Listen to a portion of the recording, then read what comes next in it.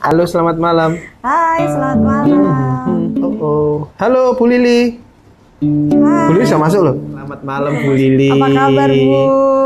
Pak Edi sudah pulang belum, Bu? Pulang malam terus ya sekarang Pak Edi ya? Ya, biasanya kan bareng kalau dulu waktu kita kan selalu berdua iya. kan. Tapi yang jelas ini hari apa mungkin terlalu ada cepat Bu ya? Ai. Nah, Atau malam mungkin Bu terlalu cepat Ai. kita mengudaranya ya, mengudara. Oh, orang lama ya, kelihatan banget ya. Sekali di udara, tetap di udara. Loh, tapi kan kita mengingat kembali lah, berapa tahun yang lalu ya kita berdua kan punya program di radio juga lah. Ya, kami beberapa tahun yang lalu punya program di radio, program keluarga ya. Program maaf. Nah, jadi program kita ngobrol tentang keluarga, bla bla bla bla. Sampai kita ajak-ajak ini loh, kayak ada campaign-campaignnya gitu loh, campaign zaman perilaku dulu yang yang receh-receh ya. Bagi orang bilangnya receh. bagi orang bilangnya receh, tapi ternyata manfaatnya besar. manfaatnya luar biasa. Nah, dan karena kita sudah nggak di radio mainstream lagi, nah kita bikin acara sendiri aja di live IG malam hari ini. Oh, katanya Bu Lili belum, belum pulang. Belum pulang katanya Bu Lili. Ya deh, nggak apa-apa Sibuk. deh. Itu apa nanti Bu Lili kita temenin aja di hari Jumat malam seperti biasa di Love Live Talk malam hari ini 9:30 kita berdua hadir. Kita mau biasa lah ngobrol-ngobrol begitu ya, ngobrol-ngobrol sambil pegang gitar, nggak jelas isinya apa. Untung loh ini di depan tuh nggak ada orang yang lalu lalang lewat tuh. Coba kalau ada yang lalu lalang itu pasti terus aku sediakan ini sekalian Pak, apa namanya, tempat gitu, jadi lumayan. Apa namanya Cepuk, itu? apa? Cepuk. Bu Ai ngerti cepuk gak? Malam semuanya katanya Bu Ai. Selamat malam. Bukan cepuk, kalau aku misalnya ngamen gini depan EDC.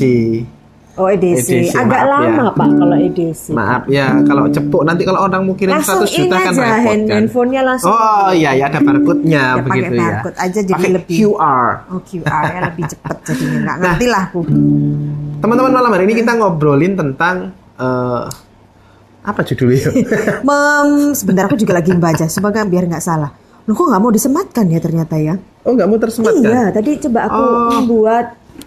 Makanya aku tadi bilang membuat sifat buruk menjadi manfaat.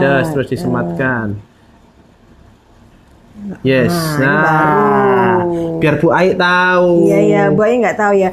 Membuat sifat buruk menjadi manfaat. Ini kenapa sih kita hari ini temanya agak berbeda ya Pak ya? Serem ya temanya ya. Karena gini teman-teman. Kalau kemarin kan biasanya sebelumnya kan kita selalu bahas tema tentang pasangan kayak begitu kan. Maksudnya ada embel-embel pasangannya lah untuk pasangan. Kalau ini kan agak-agak semua agak semua. luas ya. Ini agak luas ya. Bukan agak, memang luas ya ini ya. Membuat sifat buruk menjadi manfaat. Nah, tema malam hari ini terinspirasi ketika ngobrol-ngobrol dengan seorang kawan di mana ada Ibtidur bergabung. Selamat malam. Malam. Aku yang jawab ya. Ada beberapa kawan kemarin ngobrol-ngobrol, dia merasa punya sifat buruk.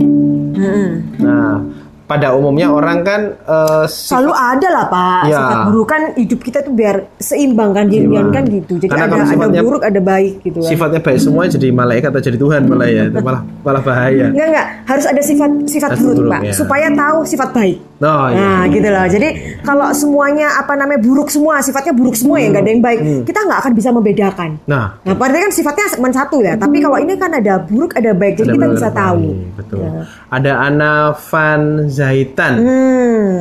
Kayak lagunya Virsa itu loh Pak. Apa itu? Jadi kan kita itu harus kecewa untuk tahu bahagia kan kayak gitu. Jadi kita harus punya sifat buruk untuk tahu jadi sifat baik. Jadi kan supaya apa ya? Kalau bahasanya manusia itu akhirnya lebih suka kan kalau memilih. Nggak suka kan kalau kasih satu pilihan itu kan nggak suka. Misalnya bener nggak sih ini Bu Ai, ada Bu Lili, ada siapa lagi itu ya? Ada Ana juga ya. Ibti Daur ya. Nah bener nggak sih? Ada kalau Anda lebih sukanya mana? Anda lebih nyaman yang mana? Misalnya pasangan Anda langsung ini misalnya kasih besok liburan kemana misalnya kayak gitu. Tapi pertanyaan langsung besok liburan ke Jogja ya, langsung kayak gitu. Atau besok kita mau liburan kemana? Ke Jogja, ke Bali, ke Singapura tuh. Nah kayak gitu-gitu. Nah itu kan kita akhirnya lebih senang sih, banyak Lebih orang senang. tuh akhirnya yang lebih memilih yang lebih senang yang dengan yang Ya.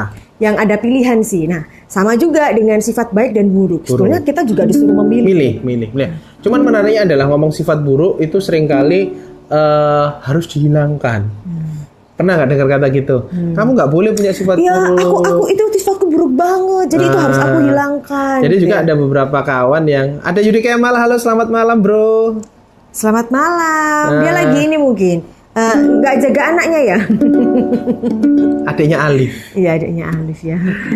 Nah, apa namanya? Seringkali orang juga ada kawan datang ke kita konsultasi ngobrol-ngobrol. Salah satu tujuannya untuk menghilangkan sifat buruk. Nah, jadi 1, 2, 3 hilang gitu.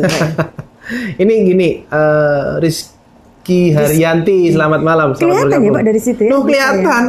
Saya Pakai harus kacamata bu, pakai kacamata bu. gitu ya. Coba dilepas lah ya Kak Isok moco. Oke, balik lagi dengan sifat buruk. Sifat buruk. Jadi gini, terinspirasi seorang kawan. Dia itu kami menyebutnya itu si pahit lidah. Jadi kami punya seorang kawan di mana dia kalau ngobrol itu pedes gitu, pedes. Jadi kadang-kadang orang itu nggak tahan. Itu. Yang ada Yudi Kemal beres kuliah melipir ke sini dulu sebelum kelonan kan biasa kan soalnya dia ini termasuk tipe-tipe ini loh sekarang itu ayah pengelon. Ayah parenting dia. Ayah parenting. Ayah parenting. Jadi juga melibatkan diri untuk di parenting. Jadi salah satu kelonan tadi kelon time. Kelon time. Pokoknya jangan dipublikasikan ya. Oke. Nah, ini salah satu teman. Nah, banyak juga teman lainnya itu yang komplain kamu itu kalau ngobrol sama kamu itu harus siap mental, gak baperan. Hati-hati kalau ngobrol karo iki mesti loro hati, pasti sakit hati kamu. Nah, karena banyaknya sekitar yang mengkomplain itu, gitu kan? Akhirnya dengan sifat buruk. Katanya sekitar bilangnya begitu ya, sifat buruk ya. Akhirnya dia ini itu akhirnya bertobat. Akhirnya dia datang ke kami ngobrol, aku pengen ngilangin sifat burukku. Aku tanya, sifat apa? Sifat itu apa namanya itu katanya kalau aku ngomong tuh pedes. Nah, Wisnu selamat malam. Pedes gak ini kalau pedes kelompok 5. Nah, akhirnya banyak orang sakit hati dan dia merasa berdosa. Aku telah menyakiti banyak orang. Oke. Jadi akhirnya dia pengen berubah sifatnya kayak begitu. Nah, terus akhirnya aku tanya ke dia, bro, kamu ngomong yang dibilang ngomong pahit itu, gak ada lagunya? Ada. Nggak ada mas, khawatir nanti kita bayar royalti mas. Lawyer Mas Wisnu. Lawyer. Nanti kita harus tolong tanya. dijelaskan nanti tentang perlakuan ya biar kami kalau bawakan lagu nggak kena royalti ya. Dua kali live ini kita agak takut begitu undang-undang ya. baru soalnya. Ada undang-undang baru kita belum paham. Jadi nggak usah dulu aja bawa gitar cuma buat jreng-jreng Mas Lawyer nanti mungkin bisa kayak latihan gitu loh, kayak anak SMP latihan gitaran. Oke. Nah, balik lagi. Lanjut. Akhirnya dia kan berpikir aku pengen merubah diriku biar aku nggak menyakiti hati orang lain. Aku pengen kalau ngomong itu lebih calm, lebih santun begitu. Nah, akhirnya Iqbal datang. Selamat datang Mas Iqbal. Bingung deh. Barusan datang, barusan nongol. Ini teman ngobrol gini ya. Malam ini kita santai aja. Santai aja ngobrolnya. Emang biasanya santai, Pak. Santai, harus kapan kita pernah serius, Pak? Kita kalau serius itu kalau lagi bahas ini loh. Tapi mungkin, kalau ada konsultasi dengan kita serius banget. Tapi gini, mungkin di antara teman-teman ngobrol yang malam hari ini hadir ini, mungkin ada di antara Anda yang pernah jadi klien kami. Nah, ini atau pernah ngobrol dengan kami secara ini sisi lain kami ya. Itu jadi mungkin ketika aslinya ya kami ya begini nih aslinya. Ketika konsultasikan kita harus serius soalnya kan ya. Sadarnya kita ya begini. Kalau lagi kayak yang itu nggak sadar gitu kita. Sadar. Oke, lanjut. Nah, akhirnya saya tanya gini ke dia, kamu ketika ngomong yang disebut nyakitin hati tadi, itu kamu memang sengaja nyakitin hatinya orang atau kamu punya niatan apa? Terus si kawan ini bilang gini, aku itu niatku baik, aku ngasih tahu dia karena dia melakukan activity atau melakukan bisnis sebenarnya karena fokus bisnis ya. Dia melakukan bisnis itu yang ibaratnya gini, kamu kerja keras gitu dapatnya segini. Harusnya dengan kapasitasmu segitu dapatnya segitu. Lebih besar. Nah, aku itu gregetan gitu loh ya. Gregetan jadinya. Stop sampai situ aja. Nah, gregetan kok kamu itu nggak mendapatkan hasil yang besar, padahal kamu kapasitasmu segitu. Nah, cuman pemilihan katanya dia itu out of the box memang. Sehingga akhirnya ketika pemilihan katanya out of the box, akhirnya yang terjadi adalah orang akan sakit hati. Itu. Nah, terus aku tanya lagi, loh bro, berarti niatmu kan baik ya, untuk ngingetin orang, ngasih tahu orang. Iya. Terus aku tanya lagi gini, terus dari orang-orang yang pernah selama hidupmu, yang pernah kamu omongin, terserah ada yang sakit hati atau enggak, berapa banyak orang yang akhirnya kehidupannya jadi lebih baik, karena mungkin salah satu sebabnya adalah kena omonganmu, gitu. Dia bilang banyak juga sih yang akhirnya hidupnya berubah, dulu yang belum punya apa-apa sekarang sudah jadi kaya dan sebagainya. Itu paling gampang begitu indikatornya ya. Loh berarti kan omonganmu bermanfaat dong. Bermanfaat juga. Nah, terus akhirnya, loh tapi kan banyak orang sakit hati, gitu. Nah akhirnya dari situ bisa jadi sakit hatimu itu bermanfaat. Sakit hatimu bermanfaat. Omongannya yang bermanfaat. Ngomongmu pedas itu bermanfaat. Cuman sekarang mungkin tinggal konteksnya.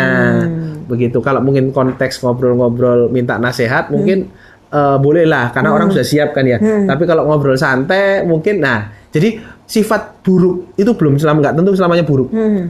Pasti ada kebaikan di situ, cuman mungkin salah tempat. Jadi kelihatan buruk. Gitu. Tapi aku jadi inget ini pengalaman pribadi. Kalau kita bicara, mungkin kalau tadi kan akhirnya bisa jadi teman ngobrol mikir gini, itu kan tuh ke orang lain, gampangnya kan.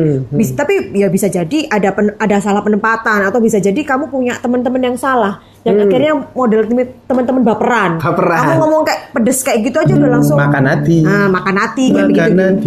Bisa jadi. Tapi bisa jadi kalau ada punya teman-teman yang nggak baperan, ya kamu dianggap biasa aja omonganmu gitu. Nah, tapi ini bagaimana dengan sifat buruk yang untuk diri sendiri, dalam artian begini, misalnya contohnya ini ngobrol pribadi. Tapi sebelum kamu cerita contohnya tadi, teman ngobrol boleh loh jika punya sesuatu boleh tulis di kolom apa nih ya, kolom komentar. Yes, teman gampangnya gini, sifat buruk apa sih teman-teman? Teman-teman punya sifat buruk apa? Ini kita berbagi sifat buruk. Berbagi sifat buruk ya. Ini sebelum teman ngobrol nulis, aku bilang dulu tentang aku sifat buruk. Gitu aku mau nyapa Mas Riki dulu. Hai Mas Riki, gitu ya. Nah, kakakku ini. Iya, sifat buruknya aku adalah salah satunya adalah gini. Apa namanya bahasanya tuh kayak iri hati, bukan iri hati. Iri hati. Jadi berarti kamu irian. Saya ke kanan, saya bukan dari Jawa Pak, bukan dari Irian gitu ya. Nah, dalam artian ada gampangnya gini, kalau ada kan apa ya, kalau bahasanya orang iri hati kan nggak boleh, nggak baik lah, nggak baik kamu iri hati, kamu harus bisa nerima orang itu, ya harus apa ya? Pelan-pelan Bu, nggak usah iri Bu, pelan-pelan Bu. Jadi kamu harus bisa nerima orang lain, kelebihannya, kehebatannya dan kayak gitu. Terus sempat akhirnya kan kemakan itu. Oke, kemakan. Jadi sempat akhirnya merasa apa ya, lebih baik menarik diri, karena nanti kalau bersosialisasi ketemu dengan orang muncul iri hatinya. Irinya kayak gimana sih? Irinya gini, misalnya lagi ngumpul, kadang-kadang kan teman-teman ngumpul kayak begitu, terus kemudian mereka cerita gitu kan, kemarin ya aku tuh liburan, kayak gitu kan, aku tuh liburan tuh pergi ke Jakarta, zaman dulu pergi ke Jakarta kan suatu tapi di sini ada teman ngobrolin dari Jakarta, ke Jakarta, biasa, apa asiknya? Biasa. Gak apa-apa lah. Ini zaman kan dulu, pengalaman Bapak pribadi Ibu, ya. Kami dulu waktu kecil di Surabaya. Mas Riki sih guyu maksudnya, Jakarta lo, tak anterin gitu ya. Ayo kapan ke rumahku gitu, langsung dia kayak gitu. Dalam artian zaman-zaman masih SMP itu kayak begitu ya. Bilang ke Jakarta tuh kan sesuatu yang wow gitu. Sudah kita tuh jarang apalagi pergi. Jarang pergi gitu ya. Pergi ke Jakarta kan icon. Ditambah lagi perginya naik pesawat. Double kan Pak gitu. Nah, pada saat zaman itu yang naik pesawat cuma orang kaya. Kaya zaman gitu itu. Ya. Nah, anak sultan gitu ya. Nah, kalau zaman sekarang anak sultan bilangnya. Nanti jangan-jangan akunnya anak sultan ikut nonton. Ya Pak, aku belum selesai ceritanya Pak. Tungguin sama teman ngobrol ini ya. Nah, akhirnya kan yang ada itu kan kita tuh asik yo gitu kan. Gini, yang muncul itu adalah pada saat ada teman cerita dia liburan kayak gitu, akhirnya enak yo pergi ke sana yo, aku nanti juga tak ke sana. Nah, itu tanpa disadari itu saya ngomongnya begitu Pak. Ke sana. Aku nanti juga ke sana Akhirnya kan bagi beberapa teman, kamu tuh irian. Harusnya kamu kalau ada temen kayak gitu, kamu dengerin aja gitu loh. Dan nggak usah nyolot, aku juga mau gitu. Dalam artian, aku juga kan nggak apa-apa kan aku nanti mau pergi ke sana juga gitu loh.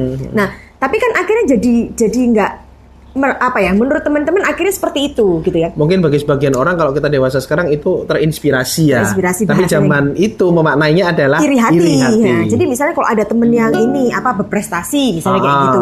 Terus kan kita selalu, ya apa ya dia caranya kok dia bisa ya juara ya? Kan bicaranya selalu seperti itu sayanya. Akhirnya di teman-teman dipandang itu adalah aku ini orangnya iri mudah gitu iri ya. Mudah iri hati gitu. Nah, dari situ kan akhirnya ini Pak, dulu kan belum ada love life talk, jadinya nggak ngerti kalau kayak gitu-gitu akhirnya, wah agak-agak depresi. Belum ada kata-kata Kartika. Ada juga, sifat burukku kok kayak gini ya ternyata gitu ya. Nah, terus semakin ketemu lagi dengan teman SMA gitu ya, teman SMA itu bilangnya itu bukan iri hati Pak. Apa itu? Aku orangnya pendendam. Ditambahin lagi. Tambah serem. Kok bisa? Ya karena itu tadi. Karena sama setiap ada temen yang bercerita tentang kehebatannya, tentang prestasinya, saya tuh selalu ya nanti aku juga kayak begitu gitu. Jadi kayak nggak terima. Loh, kamu kok bisa ya? Kok bisa kamu juara ya gitu.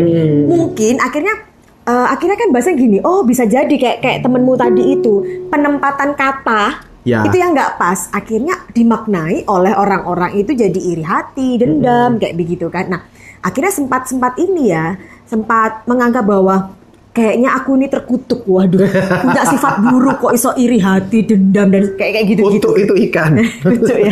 Nah tapi akhirnya semakin berjalan, semakin bertambah usia, semakin dewasa dalam cara berpikir, akhirnya mulai belajar tentang emang Tuhan tuh ciptakan sifat buruk itu bener-bener nggak ada manfaatnya buat kita ya. Kan gampangnya kayak begitu gitu kan.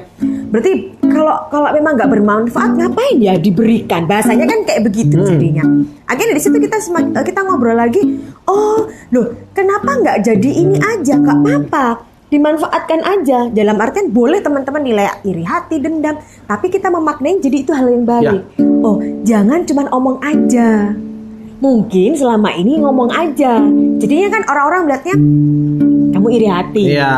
Kamu gak suka dia berprestasi. Tapi coba deh punya bisa jadi itu mungkin salah satu sifat burukmu, tapi kenapa gak coba untuk diolah jadi yang bermanfaat. Misalnya buktikan dong. Kalau dia bisa, kamu pasti bisa. Kan sama-sama makan nasi. Nah akhirnya sejak saat itu aku punya prinsip bahwa kalau dia mesti pertanyaan, kamu makan apa? Makan nasi mau nggak? Mau. Ya sudah. Kalau dia makan nasi aja mau, karena aku suka makan nasi. Saya makan temen. Berarti sama lah, aku juga bisa. Kayak begitu sih. Nah, kalau teman-teman gimana? Katanya Bu Aye pernah sih gitu juga. Sama kayak kamu. Berarti Bu Aye ini tukang iri. Berarti. Tapi buat motivasi sih. Akhirnya ini reframing ya.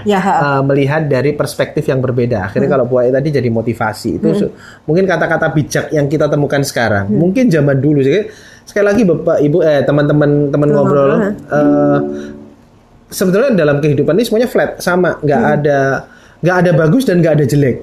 Yang bikin bagus dan bikin jelek itu adalah makna kita. Kita kasih maknanya itu bagaimana. Seperti tadi kawan saya tadi sukanya ngomongnya pedes begitu. Ketika dimaknai itu sebuah hal negatif. Nah, selamat malam Bu Selin. Selamat malam Bu. Dimaknai sesuatu yang buruk, jadinya buruk. Apalagi kalau penempatannya salah, begitu. Nah, teman-teman di sini boleh dong sambil sharing. Anda punya sifat buruk apa sih? Terus menurut Anda tuh mengganggu nggak sih? Mengganggu nggak sih? Mungkin Anda sudah punya di komplain ini nih, kepo misalnya kayak gitu, kepo. Kalau aku dulu tuh juga punya sifat buruk. Teman ngobrol saya itu suka. Ini malah pengakuan ya. Oke, kita tunggu pengakuan Anda. Saya itu suka nek ngomong nyelemur. Apa nyelemur itu ya Bapak Ibu ya? Melantur. Mengalihkan pembicaraan. Jadi teman SMP, teman SMA itu kalau ngobrol serius dengan saya, mereka itu bete. Karena mereka maksudnya ngobrolin tentang A, saya bisa giring omongannya itu sampai F tanpa dia terasa. Akhirnya sampai dia sadar, loh kok kita jadi ngomongin ini sih, padahal tadi kan kita ngomong misalnya beda topik ya sudah beda ya. topik. Misalnya kita anak band gitu ya. Anak band. Dia ngomongin band bla bla bla, terus akhirnya dekil, Pak.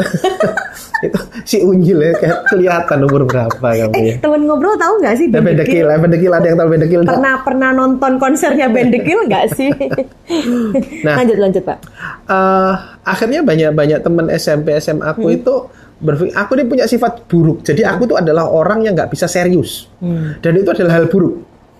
Ngomong sampai sekarang. Bagi teman-teman yang kenal saya. Emang ada yang kenal?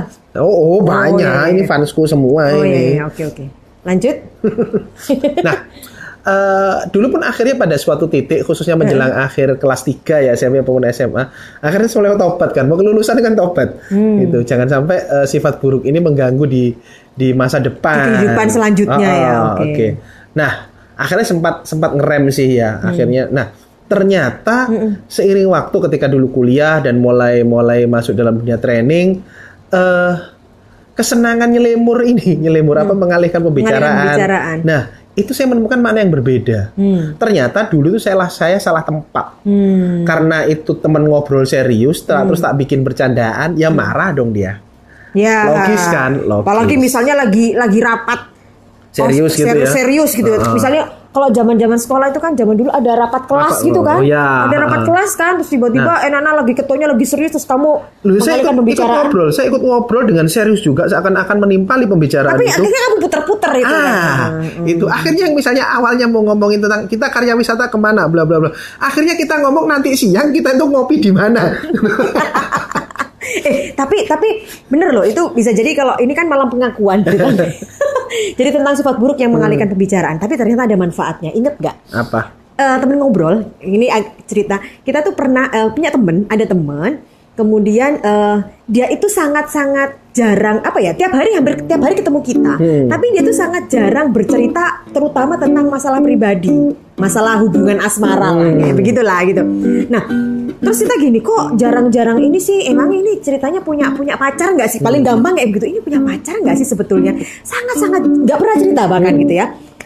Terus kemudian akhirnya kita kan memanfaatkan salah satu sifatmu.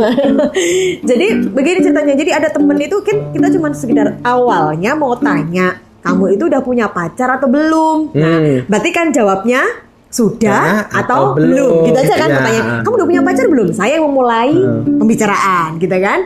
Nah, ternyata kawan kita ini dia tidak menjawab sudah dan tidak menjawab belum. Muter. Jawabannya tuh dia itu ngambang, dia pakai cerita gitu ya.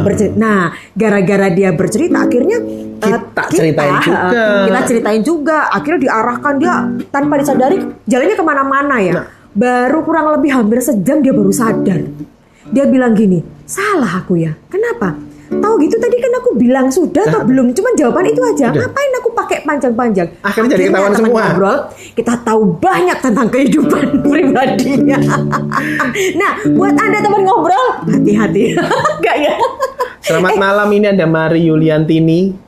Ini ada dong yang lainnya dong. Kita tungguin nih. Ada Isa Roktas. Nah, kita tungguin teman-teman. Pengakuannya apa ini? Sifat buruk apa kalian? Oh, teman-teman semuanya punya sifat buruk apa? Karena kan ini menarik. Jangan-jangan kita semua ini tuh terbelenggu, bahasa teatrikal banget ya. Udah mulai serius ini kayaknya. Terbelenggu oleh stigma masa lalu di mana sifat jelek itu pasti akan berdampak jelek, akan mengganggu kehidupan bla bla bla bla. Bisa jadi. Nah, padahal dan akhirnya untuk merubah sifat itu juga susah. Yes. Nah, bisa Pak, itu udah cetakan. Nah, bagaimana kalau sifatnya itu nggak harus dirubah, tapi dicari momen yang tepat untuk memunculkan itu dan berdampak positif. Akhirnya jadi bermanfaat. Nah, bisa jadi mungkin saat ini teman ngobrol merasa kayaknya aku tuh punya deh sifat buruk, tapi udah lama aku pendam, udah lama aku simpan di dalam gudang gitu kan ya. Karena aku nggak tahu manfaatnya apa. Mungkin Anda teman ngobrol yang belum tahu manfaatnya, boleh loh langsung aja tulis sifat buruknya apa. Barangkali kita bisa bantu sifat buruk Anda menjadi manfaat untuk hidup Anda. Ayo, contohnya. Contoh misalnya di sini ada nggak yang bawel? Ada nggak yang bawel? Sering diprotesin. Kamu itu bawel banget misalnya begitu. Akhirnya, aduh, bawel ini adalah sifat burukku. Harus kau hilangkan. Itu benar. Kalau bawelnya terus-terusan, itu buruk. Tapi misalnya bayangkan bawelnya itu disalurkan. Misalnya. Nah, misalnya bawelnya itu berkonteks, terus ditulis. Jadi buku, Bu. Jadi buku. Atau bisa juga langsung ikut pelatihan public speaking. Nah. Jadi bawelnya itu nanti bisa sambil belajar public speaking ya gitu ya. Kemudian bisa jadi kayak penyiar, jadi presenter, atau mungkin jadi YouTuber. Trainer itu juga perlu bawel loh ternyata. Iya betul, YouTube konten bisa juga. Jadi misalnya bawel, misalnya contoh bawel, misalnya gitu. Ini suamiku ini kok jam sekian belum pulang, misalnya gitu, bla bla bla bla bla bla bla. Nah daripada nggak berfaedah ya akhirnya ya, malah jadi marahan ya. Ya sudah, akhirnya bagaimana bawelnya ditulis, cara membuat mengantisipasi suami biar cepat pulang, misalnya begitu. Nah, nih sudah ada yang malam pengakuan malam hari ini dari teman ngobrol. Katanya Wisnu, kalau saya sifat buruknya kadang nggak bisa membuka awal percakapan dengan yang baru kenal. Kadang kalau buka malah cerita kehidupanku sendiri yang pada akhirnya berpikir kayaknya dia nggak pengen tahu. Ini ada lagi. Kalau katanya Ana, sifat buruk itu ngomongnya ceplas-ceplos. Nih kayaknya dia nggak kepengen kehidupanku deh katanya Wisnu gitu. Ya. Ini menarik. Tapi menarik loh. Sebentar. Aku bilang Wisnu dulu. Karena kan dia nulis duluan. Jadi ini aku jadi tertarik ini loh kan, dia nggak bisa membuka percakapan kemudian baru malah ngomong kehidupan cerita pribadi. Kenapa nggak di ini aja dimasukkan ke YouTube itu sekarang yang suka cerita-cerita pribadi diceritakan tuh subscribernya banyak loh ya. Subscriber. Jadi nggak, maksudnya artis-artis itu kan pada kehidupan pribadinya kan diceritakan, nggak apa-apa boleh loh. Tapi ini menarik. Gimana? Bisa jadi Mas Wisnu tadi itu ngobrol dengan sudah baru kenal kan, bukan kenalan. Misalnya kayak gini, halo gitu, malam gitu kan. Sudah tahu.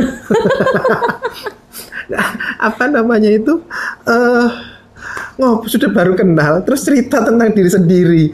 Itu ya. Sapa lo, logis toh ya. Baru kenal kok langsung ceritanya banyak banget begitu.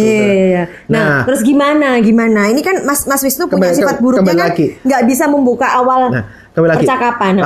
PR-nya kan gini teman ngobrol. Sifat itu jadi buruk jika dilakukan pada saat yang salah atau pada orang yang salah. Ya. Jadi yang salah bukan sifatnya, bisa jadi bukan. Tapi tidak sesuai, hadir di waktu yang salah. Kan waktu yang salah gitu kan jadi. Sekarang bayangkan misalnya kalau sampai tadi Mas Wisnu cerita tentang dirinya.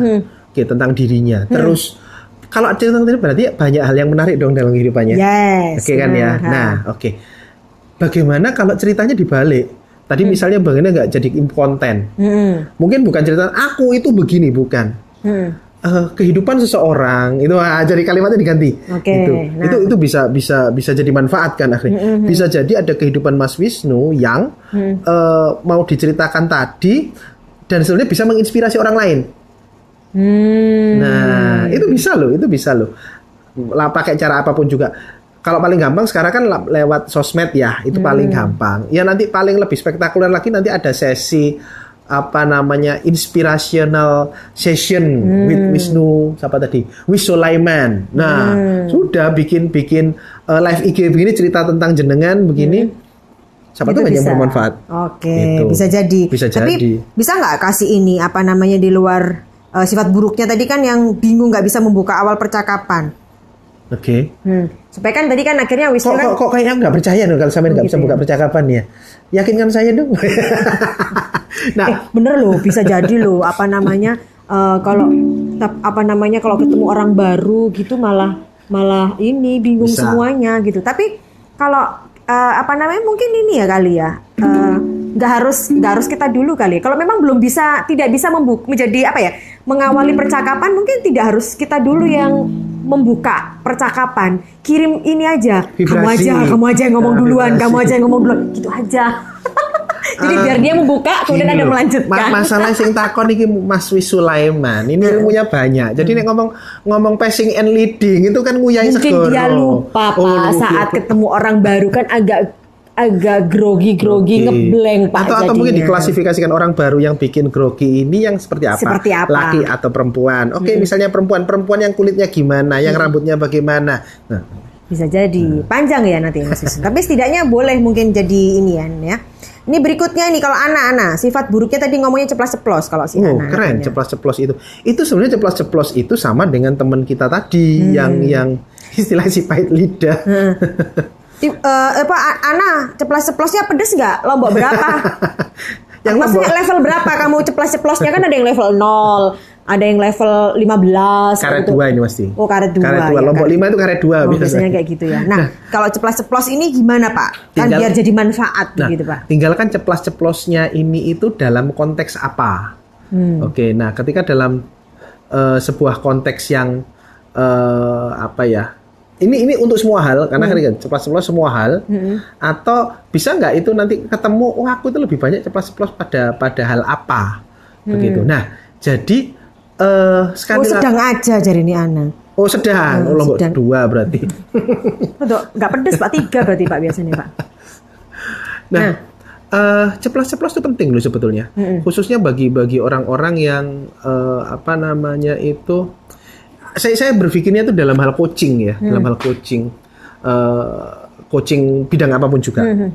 Ada orang-orang itu yang akan bergerak jika dikasih tahu secara halus bisnis Anda ini kurangnya begini, begitu. Itu sudah paham. Tapi ada orang-orang itu yang keras kepala. Jadi dengan keras kepalanya ini kalau dikasih tahu dengan cara yang halus mungkin nggak bisa. Jadi butuh orang yang lebih cetar begitu. Jadi mungkin Ana bisa gini aja ya. Ana misalnya kalau kan kadang suka ceplas-ceplos gitu. Jadi dilihat aja Ana kalau kemudian mau menggunakan ceplas-ceplosnya mau dimunculkan, cari aja teman-teman yang memang agak susah dikasih tahu begitu, kalian agak keras-keras mungkin yang tipe kayak gitu itu memang butuh kepekaan sekitar sih sebetulnya. Kepekaan dalam artian begini, boleh misalnya kita lagi ngobrol terus tiba-tiba langsung nyeplos gitu kan ya kan namanya ceplos-ceplos tiba-tiba langsung nyeplos. Nah pada saat nyeplos coba Ana nggak ngelanjutkan dulu gitu kan, tapi Ana lihat sekitar, lihat ekspresi sekitar gitu kan. Kalau memang sekitar itu tidak suka responnya ya udah langsung Ana boleh gegem tangannya sambil oke, stop kayak gitu kan. Nah tapi kalau ternyata mereka berespon, nah itu boleh dilanjutin lagi gitu. Bisa jadi lingkungannya udah cocok gitu kan gitu. Jadi bukan ceplos-ceplosnya 100% dihilangin, tapi dicari tempat yang tepat untuk menyalurkan ceplos-ceplos ini. Nah, begitu. Jadi misalnya di rumah jengkel sama pasangan, misalnya begitu aku pengen ceplas tapi aku sudah ceplas itu malah unfaedah, malah menjadi masalah baru, misalnya begitu. Oke deh, kalau di rumah aku batasin ngomongnya sekian. Gitu. Nah, tapi di luar mungkin di tempat kerja atau di tempat lain yang mungkin bisa ceplas-ceplasnya diaplikasikan. Habis-habisin deh begitu. Itu bisa jadi. Bisa jadi mungkin cocoknya mungkin kalau ceplas-ceplos ini kayaknya bekerja di bidang kreatif nih Pak. Cocok banget Pak. Apa itu? Bidang kreatif dalam artian mungkin misalnya butuh sesuatu yang untuk apa ya? Kadang-kadang kan misalnya kayak bikin kayak konten kreator itu kan butuh sesuatu ide-ide seger kayak begitu kan Pak. Misalnya kita tiba-tiba bikin kita mau bikin konsep kayak gini ya. Nggak bisa dong ini kan kadang-kadang kan nyeplos-nyeplos. Itu kan justru muncul ide-ide baru itu juga bisa. Ya mungkin saat ini berarti Ana belum ketemu dengan lingkungan yang tepat gitu aja ya. Jadi mungkin saat ini kalau belum ketemu dengan lingkungan yang tepat, tahan dulu deh Ana gitu ya. Nanti pada saat udah ketemu dengan lingkungan yang tepat, Ana boleh ceplos lagi ya. Kalau Bu Ai katanya keras kepala. Baik. Nah, tinggalkan keras kepala dalam hal apa ini begitu? Apakah semua hal keras kepala atau konteks tertentu? Jadi sebenarnya yang penting adalah konteks. Contohnya misalnya aku mau bisnis A. Aku suka di sini tuh, nggak B, nggak A, ya nggak apa-apa keras kepala lah, gitu.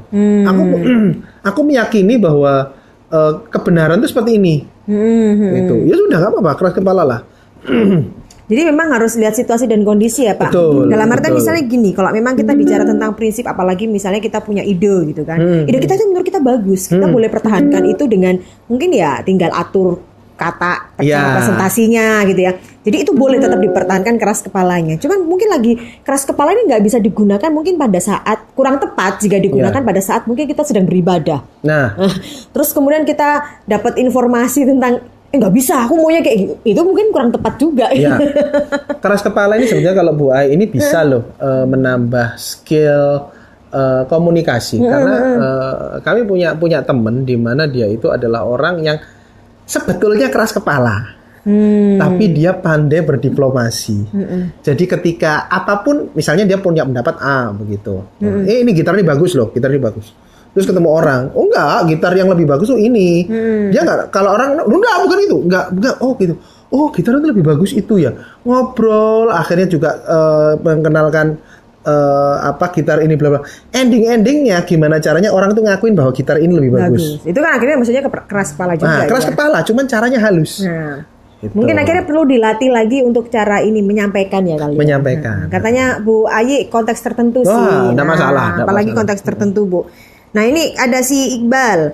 Iqbal bilangnya kadang suka menunda kerjaan sampai deadline. Gimana cara merubahnya? Menunda pekerjaan itu bukan menunda pekerjaan ya. Menunda itu bagus. Contoh, tapi dibalik. Garis bawahnya menundanya ya. Menundanya yang dibalik maksudnya? Bukan. Menundanya yang kita garis bawain di bold. Oke. Nah, lainnya itu yang fleksibel.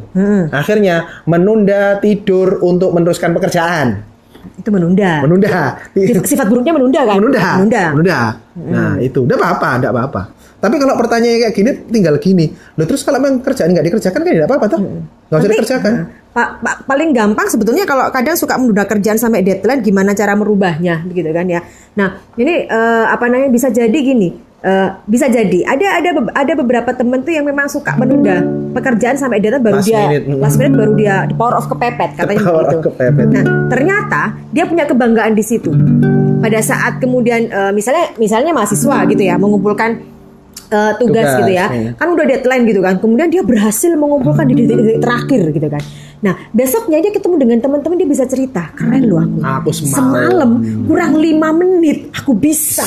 Nah, kayak begitu. Itu ternyata dia punya kebanggaan di situ. Itu pernah ada klien yang datang ke kami seperti itu ya. Kita bilang ya udah nikmatin aja, nggak perlu jadiin masalah. Kamu suka menikmati proudnya. Dapat pengakuan dari teman-teman kayak akhirnya begitu, kan itu skala prioritas tentang tujuan setelah konteksnya.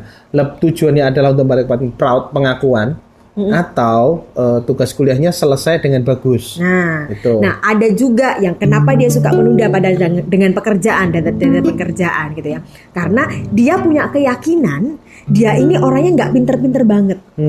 Tapi pada saat power of kepepet, jadi dia sangat mengagung-agungkan the power of kepepet. Pada saat power of kepepet, dunia tuh malah kayak gitu banyak, dan itu dapat bagus gitu loh. Jadi bisa out of the box. Nah, ya akhirnya ya kita bilang ya nggak perlu, ya udah kamu nikmatin the power of kepepetnya itu tadi. Nah, tujuan prioritas ya akhirnya. Nah, mungkin Iqbal juga itu tadi. Kalau pertanyaan panjang kan, kadang suka menunda kerjaan sampai deadline, gimana cara merubahnya? Cek dulu Iqbal dari menunda pekerjaan itu maunya benefitnya apa. Tapi kalau mau dirubah tentang sifat buruknya tentang menunda, nah itu bisa tadi seperti dibalik. Menunda tidur, menunda jalan-jalan, menunda main-main dan fokus pada pekerjaan. Nah, ini saya tadi kan bilang, bahasa saya tadi, kalau memang malas kerjakan, nggak usah dikerjakan. Loh, kan ada konsekuensi. Misalnya gitu, nanti dipecat sama bos gimana? Itu konsekuensi. Milih mana? Milih menunda dan dipecat, atau dikerjakan dan akhirnya tetap bekerja. Nah pilihannya di situ, Iqbal, gitu ya. Nah, teman ngobrol ada lagi nggak yang mau disampaikan? Kira-kira ini ada Bu Ai, tadi sudah konteks tertentu gitu tentang sifat buruk. Yang pasti teman ngobrol, setiap orang punya sifat buruk. Tinggal seberapa kita bisa menempatkan sifat buruk itu menjadi sebuah keunggulan kita. Kadang-kadang orang itu nggak terlatih untuk memilah diri. Jadi sifat-sifatnya semua itu jadi satu, ibaratnya itu. Terus kemudian kayak di kotak-kotak kayak gini. Gitu kalau pakai aku ibarat ya, ada tas. Tas kerja lah ya. Tas kerja. Di situ ada laptop, ada pulpen, ada block note, ada tablet, ada charger ya, kayak tasku ya Pak. Tasku kayak gini sini. Nah,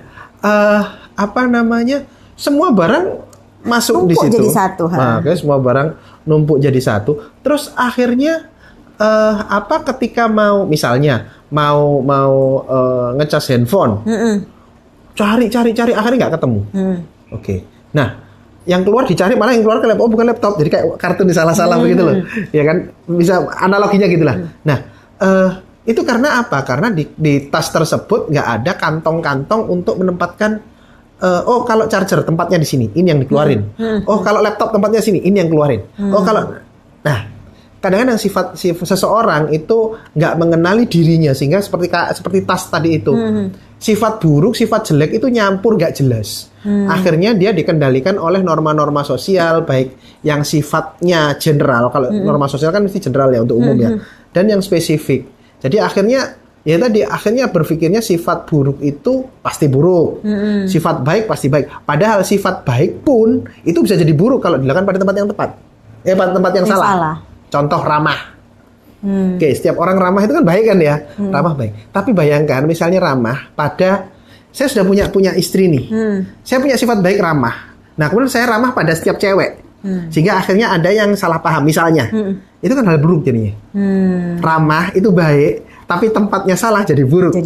Jadi akhirnya penempatan yang betul. Sifat buruk itu ketika diletakkan pada tempat yang baik, jadi baik. Jadi akhirnya tiba-tiba punya ide bahwa sifat buruk ini kalau harus PMP, Pak. Apa posisi menentukan prestasi, penempatan menentukan prestasi. Di mana sifat buruk ditempatkan, dia akan berprestasi, Pak. Berarti kalau pas penempatannya pas, dia akan baik. Tapi tiba-tiba teringat begini loh, kan kayak sudah jadi stigma dari masyarakat bahwa yang namanya sifat buruk itu selalu dikaitkan juga dengan akhirnya konotasinya buruk. Misalnya kayak tadi menunda pekerjaan. Akhirnya kan buruk kan jadinya. Menunda sudah nggak bagus, ditambah menunda pekerjaan itu nggak bagus. Nah, kenapa nggak dibalik menunda? Mungkin punya sifat buruknya menunda. Tapi kalau baliknya di sini ya, menunda makan. Nah, orang makan, kan puasa gitu kan. Menunda jalan-jalan. Menunda mudik misalnya kayak gitu. Itu kan bagus jadinya. Bagus, gitu kan? Betul, jadi betul. misalnya menunda jalan-jalan atau menunda beli gadget terbaru. Misalnya kayak gitu. Itu kan hal baru, bagus juga sebetulnya. Kalau istilah ada motivator terkenal mengatakan adalah menunda kesenangan. Nah, biasanya kan kayak begitu. Nah, itu kan sebetulnya bagus. Jadi kadang-kadang kan kita akhirnya sudah, kalau bicara menunda itu biasanya menunda pekerjaan, akhirnya lebihnya ke seperti itu. Gitu. Jadi sebetulnya bukan setiap kata, setiap sifat itu berarti kan nggak bisa berdiri sendiri. Nggak bisa. Berarti kalau ada ingat salah satu ceramahnya Cak Nun, MH Ainun Najib itu mengatakan bahwa di dunia ini tuh nggak ada yang titik, selalu koma. Nah, menunda itu bisa jadi buruk, bisa jadi baik, tergantung kata di belakangnya. Gitu. Nah, kenapa nggak sekarang ini aja? Misalnya kayak tadi aku cerita tentang dendam misalnya kayak gitu.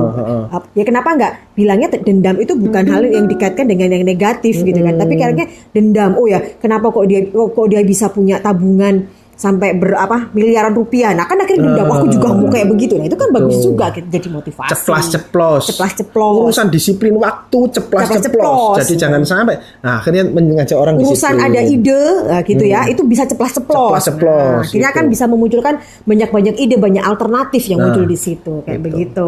Nah itu kan jadi bisa semuanya lah gitu lah. Yang jelas mungkin akhirnya tergantung dari kitanya kali ya, bagaimana memaknai. Nah mungkin saat ini teman ngobrol setelah mendengarkan setelah kita diskusi di Love Life Talk malam hari ini, boleh deh nanti sebelum tidur Mbak Meti baru gabung sambil direnungkan kira-kira sifat buruknya apa, kemudian jadi manfaatnya apa. Ingat ya, belakangnya katanya cari yang baik ya, yang positif ya. Akhirnya penempatannya bagus. Jadi penempatannya bagus. Karena sekali lagi sifat baik itu bisa jadi buruk jika penempatannya salah. Sifat buruk bisa jadi baik jika penempatannya benar. Dan semoga teman ngobrol terinspirasi bersama kita malam hari ini. Dan kami ingatkan Love Life Talk itu setiap hari Jumat jam 21.30 WIB. Oke, setiap minggu. Dan minggu depan setiap Jumat terakhir kita ada ngobrol santai berfaedah. Nah, ngobrol santai berfaedah itu forumnya seperti ini, tapi live, kita ketemu langsung di Surabaya. Dan insya Allah rencananya minggu depan itu, Jumat depan, saya akan ngundang salah seorang teman, di mana beliau ini adalah suka ngingetin kita lah. Jadi kalau maksudnya itu dia itu ketika ada orang yang stuck, gimana sih lepas dari stagnasi ini? Nah, apalagi di era pandemi gini kan, misalnya penghasilan stuck, pekerjaan stuck, apa-apa stuck. Nah, terus gimana bisa keluar dari ini? Nah, beliau itu kalau kita bilang pakarnya ya. Kami banyak sekali juga disupport oleh beliau gitu. Dan free. Nah, cuma jika Anda pengen ikut, boleh daftar dulu karena terbatas. Langsung DM saja ke akun ini @Oktakartika, akan kita catat, nanti kita berikan invitation-nya. Acaranya gratis. Kenapa kita harus daftar? Karena tempat sangat terbatas karena memenuhi protokol kesehatan. Yes. Oke. Iya. Dan ini katanya Meti, maaf habis berdoa terus biar lihat kalian biar sehat. Oh, lu kelar tak katanya gitu ya. Telat Mbak Yu. Iya. Nanti kita kalau yang Love Life Talk kita ketemu lagi di bulan Mei ya. Ya, awal Mei. Karena Jumat depan kita mau off air di Ngobrol Santai Berfaedah. Semoga teman-teman bisa hadir juga. Langsung daftar aja di Kata Oktakartika DM ya. Sekian dulu Love Life Talk malam hari ini. Semoga perjumpaan kita bermanfaat. Semoga sifat-sifat buruk kami bermanfaat untuk teman ngobrol semua. Dan semoga sifat-sifat buruk teman ngobrol juga bermanfaat untuk hidup Anda dan orang-orang di sekitar Anda. Terima kasih dari kami berdua. Ketemu lagi ya. Selamat malam. Bye.